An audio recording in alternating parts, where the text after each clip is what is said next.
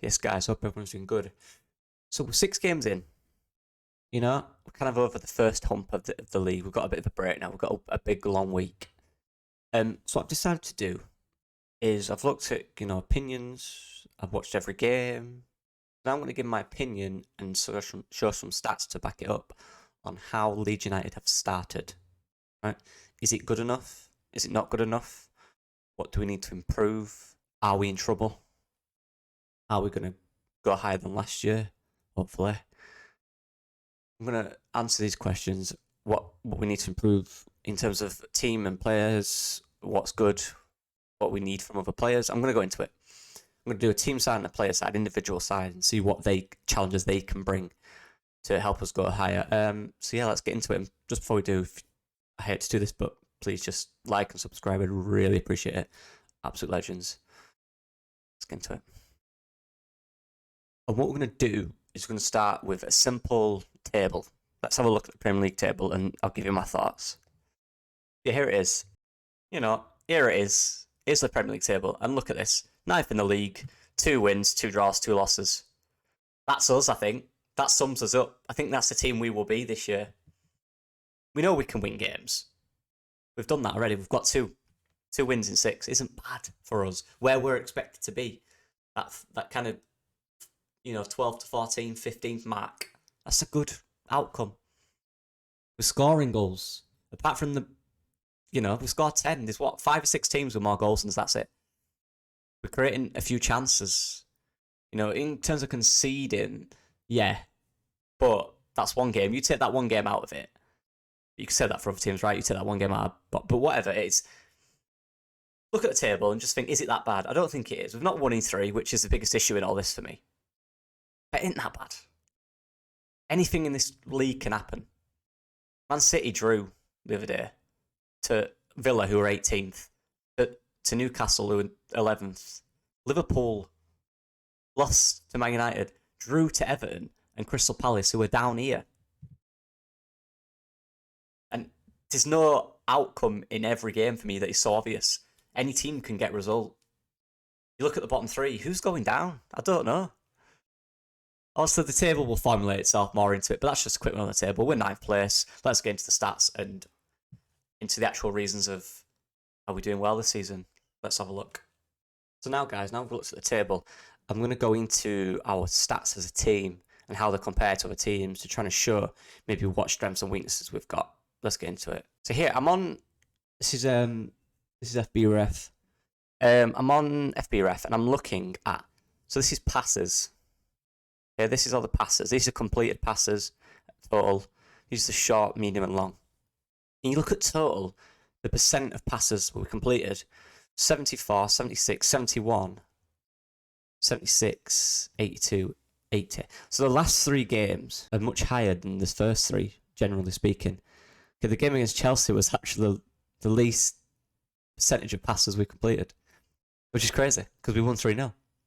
So what does that say? And think about that. What does that say? Passes completed. So if your lowest pass percent completed game is one where you win 3-0, that would lead to suggesting that maybe we're a better team. Well, we know this. We know we're good in transitions where we lose the ball and then we win that second ball. Against Chelsea, we won all the second balls. We won the midfield. And we won 3-0. Quite comfortably as well. But you see again the teams against Everton and Brentford, when we lost and drew, even Brighton, they're our top 3 passing, and we didn't win. Our second lowest was Wolves when we won, which is interesting, because it's usually the opposite for a team, but we seem to be better when we give the ball away, depending on the area. If it's an area where we can press, we will get it back that way and score a goal. And this shows, this proves it. And you look at, in terms of, I think, short passing, very good numbers, okay? All in the 90s, late 80s. Medium is not bad, okay? But again, you can see the trend. The lower we've done in the better games. Look, 87 against Everton, we drew. 85 against Brentford, we lost 5-2. And you look at long percentage passes completed. That's really low. And again, it was highest against these two. Only 50%. So is that the key? It's the key for us. Giving the ball away in good areas where we can press and get it back. Are we better at giving it away and getting it back than creating our own chance through passing? Because that's what these initial stats would show. Obviously, we can create goals through keeping the ball. I'm not saying we can't. Just we've been more successful in games where we've had the lowest pass percentage. It's just an interesting stat. I'm sure the guys have seen it and know that that's the thing. And when you think about it, memorable pressing games, you would say Southampton and Chelsea. Those are the two that stick out where we were pressing very high because they had the ball there. And then when we did give it away, we were on it. So that's a measure of how we are successful. And that's why you see in teams let us have the ball more, right? That's what we're seeing. And another thing, just on that as well, with the passes, look at the total distance the passes have, done together. 10,000. They really let us have the ball, and we know they did, remember that. And we struggled to break them down. Half of that. The passes made half of the distance against Wolves. Even less against Chelsea when we won 3-0. So, and a lot of people, I know some Leeds guys as well, they said, we're not a team that wants the ball, but teams are giving us it. So we're going to have to sort this out and learn how to do good with the ball, right? That's what we're going to have to do because teams they're going to see these like, this is 0.1% of everything teams will look at, analyse after games. Just interesting. We've got to find a way when we do have the ball to create more or give them the ball and find a way to press safer so they can't start a counter, right? Interesting stat for me. I just want to go, look, this is another example. This is City here, right? Pass completion percentage. The highest ones are the games they won. And we know they love to use the ball possession, which might be interesting against Leeds. They're not going to let us have the ball, are they? They just might be too good for us in the end, but it's going to be an interesting game in that sense. So we're going to have less of the ball. We're going to be able to do the press more. But their lowest percentages are the games they've drew. So that could be a little thing for Leeds that we could use against Man City. Just an interesting little one there for you guys. And just a final one on the passes. This is pass types. And passes made while under pressure from the opponent. Against Wolves, there's 25 passes under pressure. Also, we had less of the possession in those areas. And then it doubled against Southampton. And then Chelsea was still quite low. And you look at the last three games, 65, 75, and 79. Just weird. So we've got pressed more in the games we've not won. Which is interesting in terms of how we are with the ball, right? Very interesting. Also, that's passing. Let's get into goal and shot creation. I'm interested in that. So, goal and shot creation. And there's this stat here, which is shot creating actions. So, actions in which directly leading to a shot, such as passes, dribbles, drawing fouls. Okay. And this is pass live. So, completed live passes that lead to a shot attempt. And these are ours here. So, as you can see, we've had shot creating actions. We've had more in the last two games than the others. Let's talk about the Brentford one, 25 and 18. Almost the most, apart from this one here. But these two are far ahead than the others. Apart from maybe the Southampton one where we drew. But in the games we've won, we've had less shot creating actions and completed live ball passes that lead to a shot attempt. We're a strange team. That's what I mean about the system. It's very different. And that's what I mean. You need players that can really fit it. You can't just get anyone in. So we're a team that literally does better when we have less shot creating actions. We're a team that just wins the ball up that way and creates a chance that way or from a set piece, right? And set pieces have not been great recently, which is why we're not maybe seeing games out or getting that extra goal. Look, I'll show you an example. We'll go to Newcastle. Look, the game Newcastle win, you have 38 shot creating actions. When they lose, 5-8. When they draw, 22-27. They have more when they win. So another example, here's Brighton. More shot creating actions when they win. Apart from 17 against West Ham. Look, 23 against us, 34. The least is this one, 13, when they lost against Fulham. And you can go to every team, and guys, it's similar. But for us, we do better when there's less of that. And that could be many reasons. That could be because the way we create a chance, we better at creating a chance when we're around the box, or an individual. Not necessarily keeping the ball and creating a chance throw up and play like that. Winning the ball is high up, and then running forward is the way we score most of our goals. Or set pieces. We're a very unique side in that. And that's what I think we can use against other teams. And it says it's proof. This is proof here. Just interesting, isn't it? I'm shocked. This is the first time I've seen this. I'm shocked seeing this.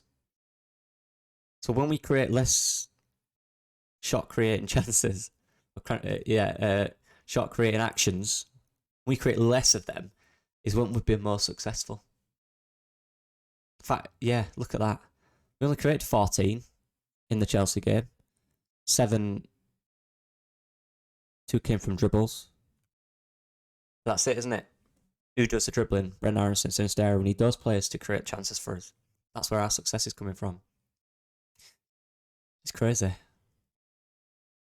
There we go, look. Fouls drawn that lead to a shot attempt, so that'd be set pieces. Set pieces and dribbles. Or shot leads to another shot. So a shot, we've reacted quicker. High press, action, on it. That's what we do, buzzing around. That's what that is. That's where our goals have come from. These are from dead ball situations. Here we go, look. Defensive actions that lead to a shot attempt. So starting out from the defence and using that as a way to go forward. 1 or 2. 2 out of 116. That's crazy. That's crazy. Very interesting. Very interesting. So we've done chance creation, and now it's getting on to this. Let's get on to it. Defensive actions. And we conceded 10 goals and scored 10. 5 of those came in one game. You take half of them away, and it's not that bad. It's a decent return. Let's have a look here. And straight away, for me, tackles, right? That's what we do. This is number of players tackled. Number of players in which the tackler's team has 1 possession of the ball. Okay. So, first game against Wolves, 20. So let's look. We've got 22 there, 23, 19, 20, 27, and 20. So we'll look at other teams, for example, Newcastle. Much lower on average than ours. Look, we've got 2 in the 20s. The rest are low to mid-teens. We have 1 in the teens. The rest are in 20s, high 20s, mid-20s. And this is about system. Even look at City, but they have the ball, right? So they don't need to do that. Brighton, much lower than ours.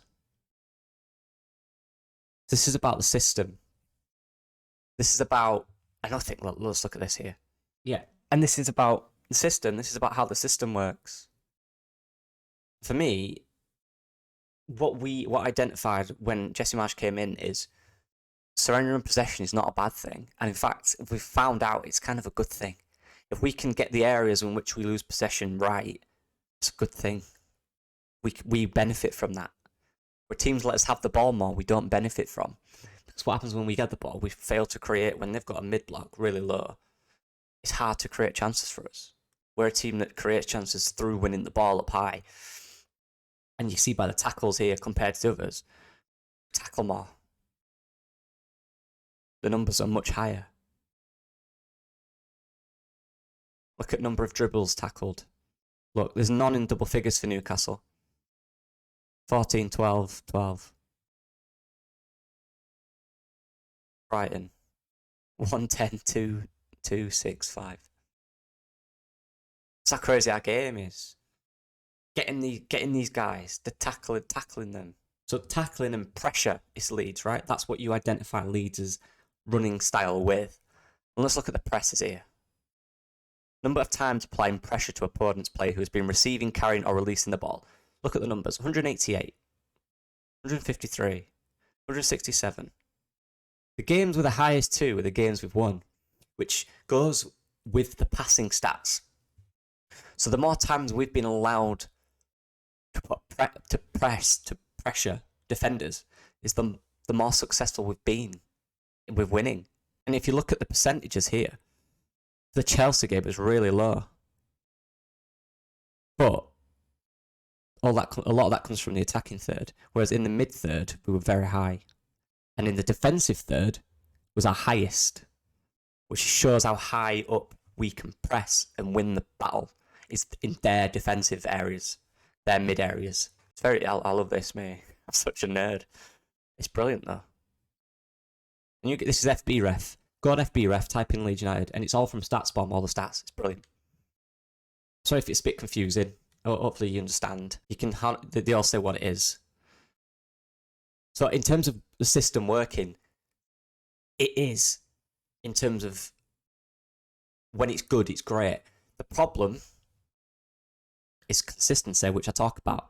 We've seen, as you can see here, and all these stats, the games we lose, the stats are significantly different to the games we win.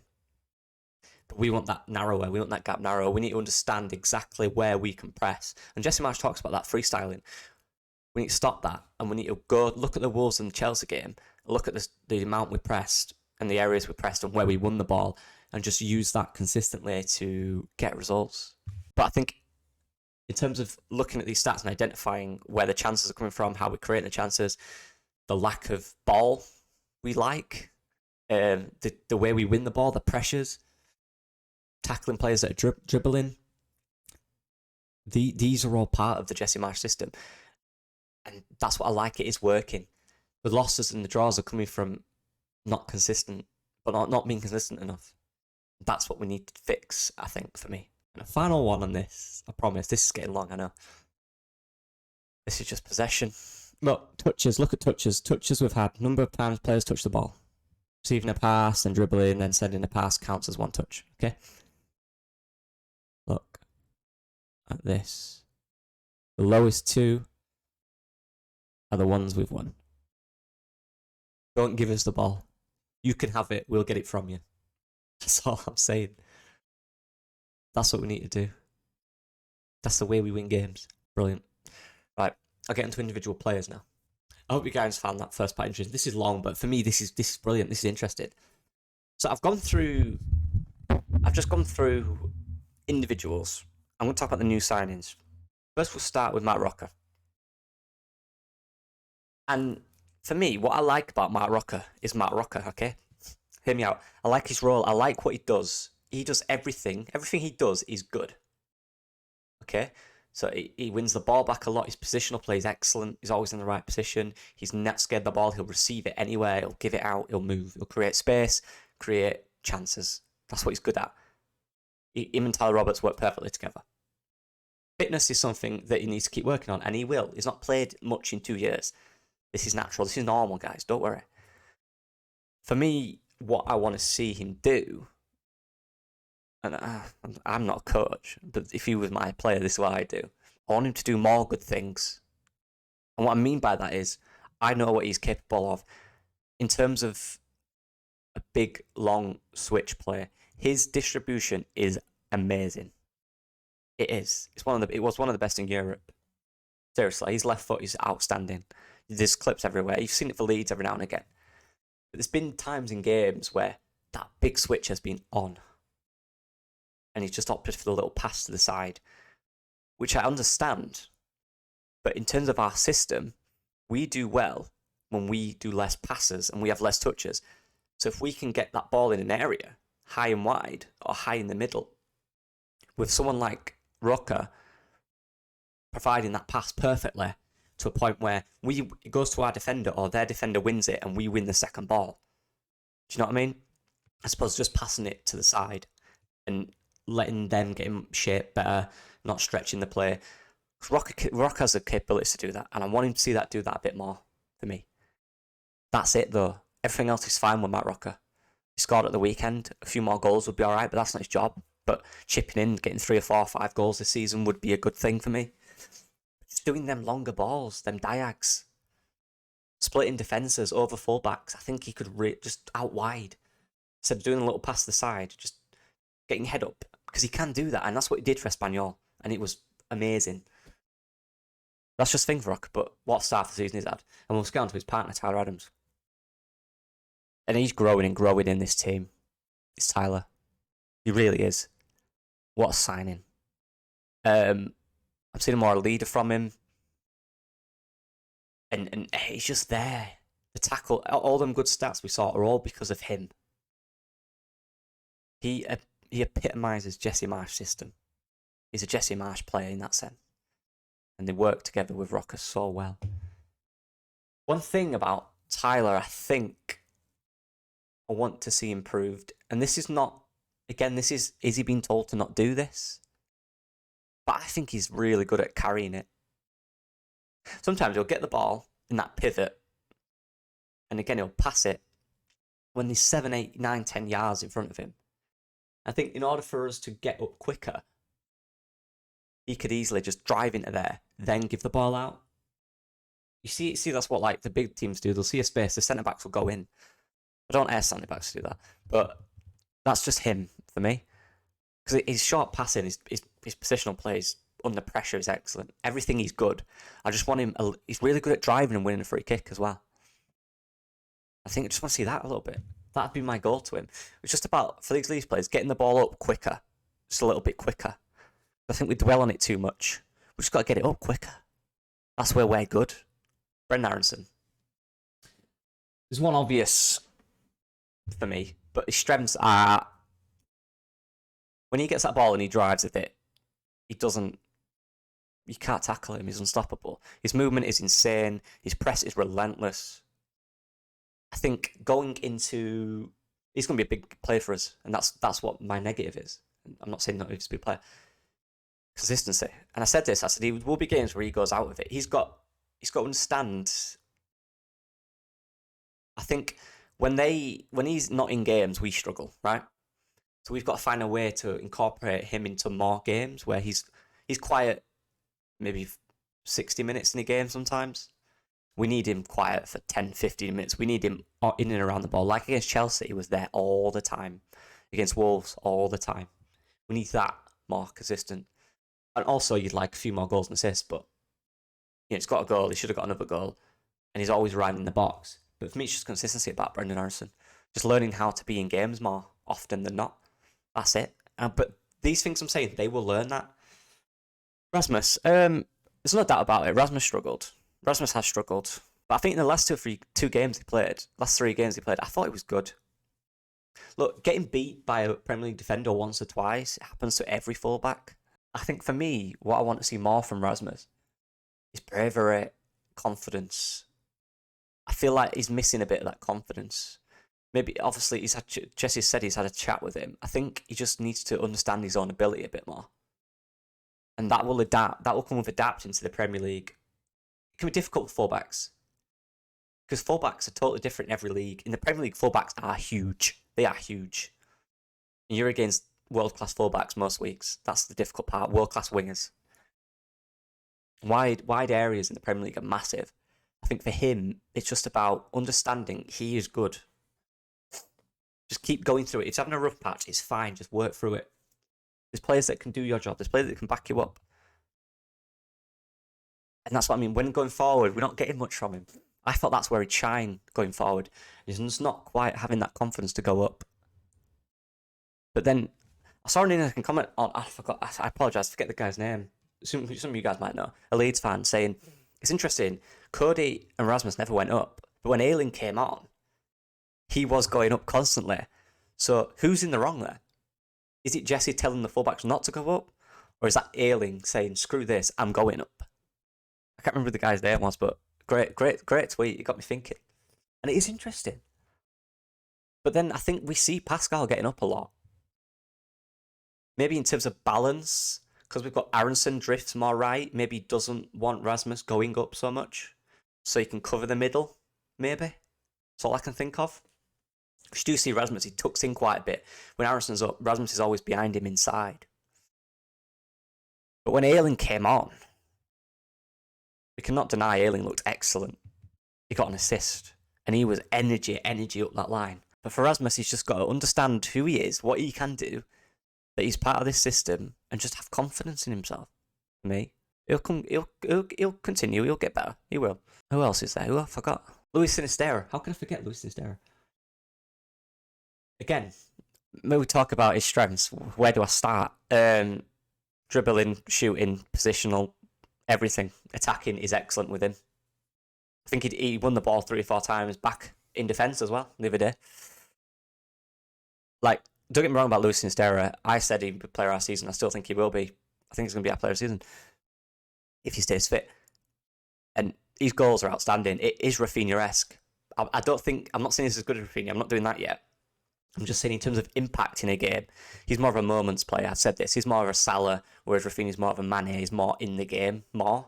Whereas Salah will pop up and just score a worldie. I think Sinisterra is that. I think that'll get more progressive with his fitness, which is his weakness for me. I think sometimes he just looks tired. And you can tell when a player's tired, and sometimes he looks tired. It's not effort, because he clearly puts effort in. You can see that parts of the game, he'll run and run and run. Sometimes he just looks tired. And when you're getting brought off in the 50th, 60th minute every game, you've got to keep going. And you've got to understand as well with Lewis, he missed a hard bit of pre-season because of injury. So he's doing that now. So he's still weeks behind these players. And this week off now, this training will be really good for him. We could see a top performance from him against Forest, hopefully. That's it for Lewis. That's all I've got. Just fitness. And 1 or 2 times he gives the ball away in silly areas where he's a bit slow, but is that down to fitness and sharpness? Probably. But his positives are just out the roof, aren't there? His goals he's just so good. He's going to get so many points. And I just want to quickly talk about some of the young kids.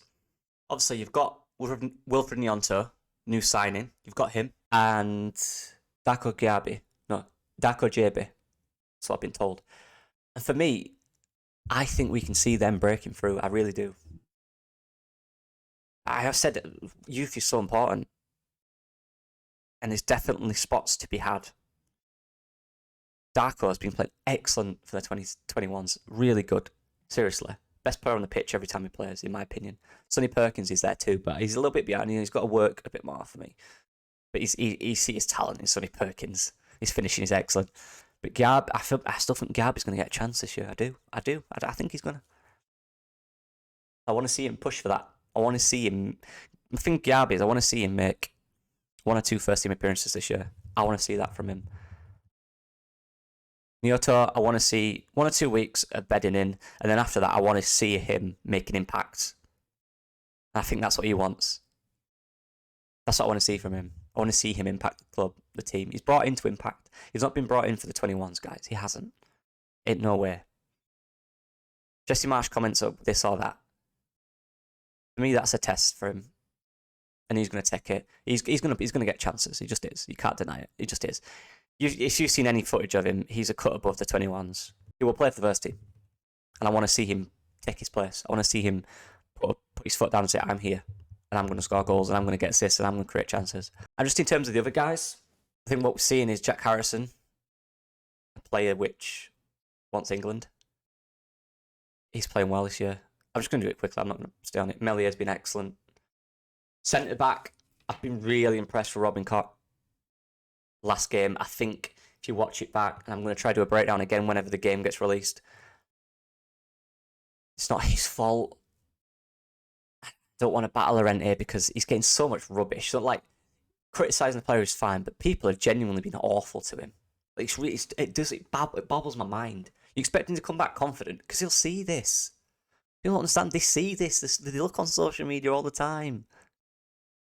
It gets personal. And it's he's this and he's that. He's just not playing well. We've seen what Llorente can do at the end of the first season. He was one of the best centre-backs in the Premier League for the last 12 games. He needs that back. For me. I think, I think he needs dropping. He needs to understand. He's got to watch it. He's got to watch the game. He needs a rest. He needs to get out the limelight for me. Just take a step back a bit. For me. And then come back stronger. I think Firpo's going to have an impact. That's my wild one. I'm still saying it. going forward, he will destroy some players. Believe me. And that's it. I'm going to leave it there. We need Bamford back. But that's it. This is a long video. Just a breakdown of the season so far. Hope you've all enjoyed. If you do, please like and subscribe. This took a while. Yeah, and I appreciate the support. We've got a nice long break. We've got a week off now. Wait until Monday. Can't wait for Monday. Yeah, everyone enjoy your week. And I'll see you soon. Peace.